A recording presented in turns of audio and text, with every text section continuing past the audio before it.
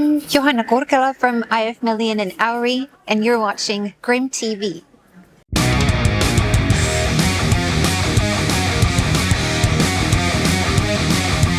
Really nice to meet you again. You too. How are you today? Good. Thank you for asking. I'm excited about the upcoming Eye of Melian album and our live adventures next year in March, and also the holidays.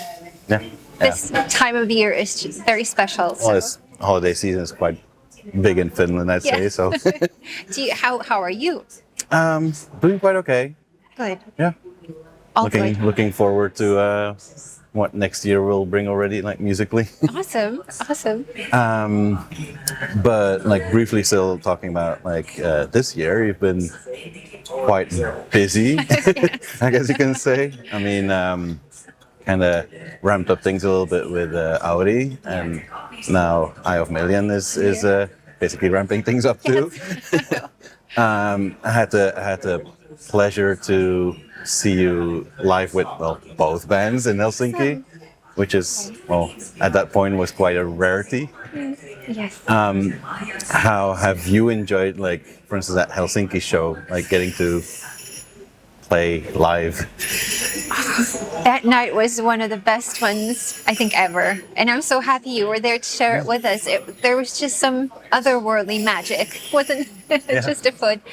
It was wonderful. The energy from the audience is something that I rarely experience. I mean, audience, there's so many different kinds of shows. It varies, even though every night you play the same songs, but it's always a different experience. But there was some wonderful, potent magic around in Helsinki for sure. And indeed, to finally realize the dream of playing this music live, both with Auri and Eye of Melian. So, like you said, this year has been a very momentous year in all regards. Yeah, I think when we had an interview for your second Audi album, like we briefly discussed like special places to play your music at.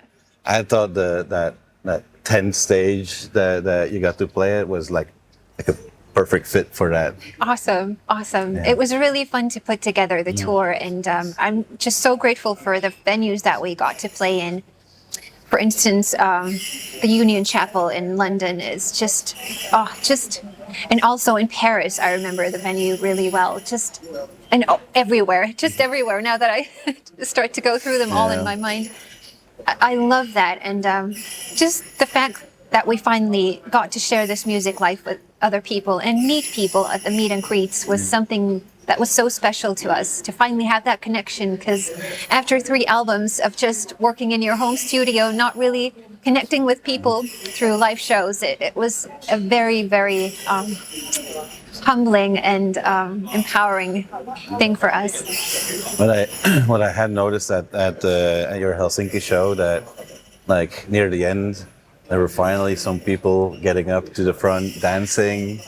That kind of made me like wonder a little bit, like if you would like kind of prefer like a little more like typical concert thing instead of like a seated space for your music, or because I felt that moment when people started to dance that like you guys felt that on stage sort of. Yeah. Absolutely, yes, and I'm all for adventures, and I love, even on this tour, even though we had seated venues, I love the fact that people stood up in the end and started jamming and dancing with us. That's something that we highly also encourage the audience to do. It was wonderful, and I think, just the freedom of expression also in the audience. If you want to dance, then you should totally dance. Now, we're here mostly to talk about Eye of Melian and your upcoming album. I believe it's going to be released in February, right? Yes, 20th of February. And you get to release it on Napalm Records, which is, at least to me, not necessarily an obvious place to be at as like that with that project. I don't know, how did that kind of like come together, or? Well, that was all thanks to Martijn, because Martijn and his other band Delane, So we were really lucky to use his contacts and also finding a label for us and to celebrate this union, this maybe peculiar mix of things, because we aren't really heavy metal per se, even though we have a heavy metal label supporting us. So we thought it would be a fun idea to cover a metal song with Eye of Melian, which we did, Tears of the Dragon. So in that way, we have been honoring and celebrating this wonderful deal that we got with Napalm. And hopefully it brings your music to more people. Because if I'm being completely honest, before the Audi show, I don't think I had ever heard of you guys. So it was like I actually at first when you started, because it's such a different atmosphere and you clearly like kind of put yourself in like in a different character, if I can say that. At first I didn't recognize you. I didn't realize it was you there. Good. But that kind of brings me to like Eye of Melian is like a very cinematic, very kind of fantasy themes. It kind of made me wonder what in Eye of Melian kind of makes it like feel like a home to you, and like what kind of makes it different compared to your kind of other projects like Audi. And That's a great question. Thank you for that. Yes, indeed. I feel like even though in both Auri and Eye of Melian, I feel at home. But with Auri, I feel like it's more eclectic. It's the playground is much wider.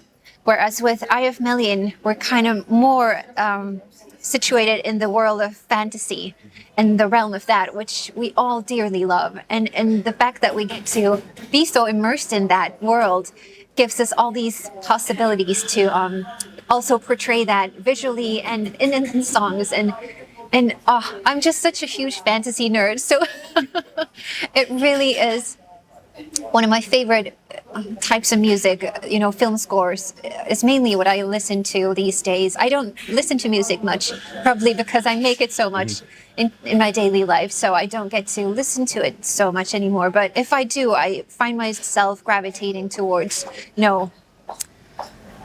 just awesome film score music, which we kind of have incorporated into Eye of Melian, and therefore I just feel so at home, both musically and thematically, and just all about it.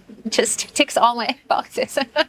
if I was looking, like when I was looking at the kind of track list of the upcoming album a little bit, it kind of felt like you're maybe not as like strictly like the kind of Tolkien theme way this time, because the first album there was like the title was very clearly like references to Tolkien. Yes.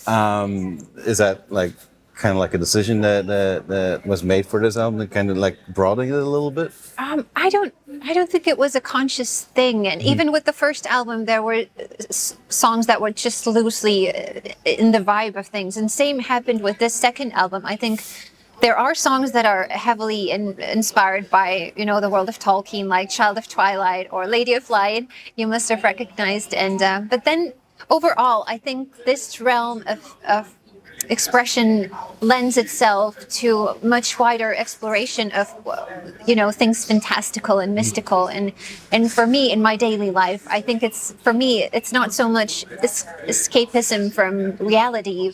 Fantasy for me is something that uplifts my experience of reality. It enables me to find little adventures in mundane things.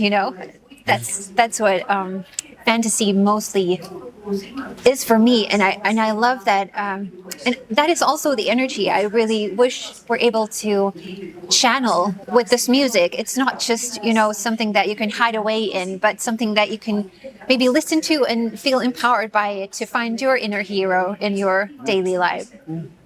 And that kind of already got like quite well represented with the first single, because you were saying in the kind of press release that it was a very like personal track for you that kind of like translates a little bit how you experience like winter in Finland. Yes. So I feel that first single like really channels what you just said like really well, I think. Well, thank you. Yeah, that's a very personal song. I mean, I love the four seasons, and up until Christmas, winter is one of my favorite times of year. But in Finland, it just feels like it lasts way too long.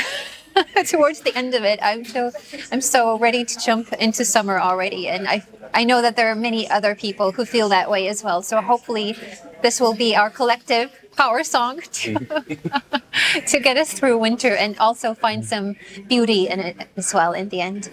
Now in Eye of Melian, you kind of work together with like quite a bunch of kind of big artists or well-known artists. How does that kind of collaboration like work in Eye of Melian? I think it's very. It's felt very organic and natural, and the people that have come to join us on this adventure, like Paddy Gertie on this album and Troy Donockley with the both first and the second album already. It's just wonderful to be able to invite other people into our world to join this wonderful journey with us. And my brother is joining us for the live shows, as you saw in Helsinki already. So it's just wonderful, and I think it helps enrich the sound that we produce, the four of us, kind of broaden that out. And it's always fun to explore new things with new people and guests. And I think like the collection of people that are involved with Eye of Melian now, like just looks like it fits super well together. Yes.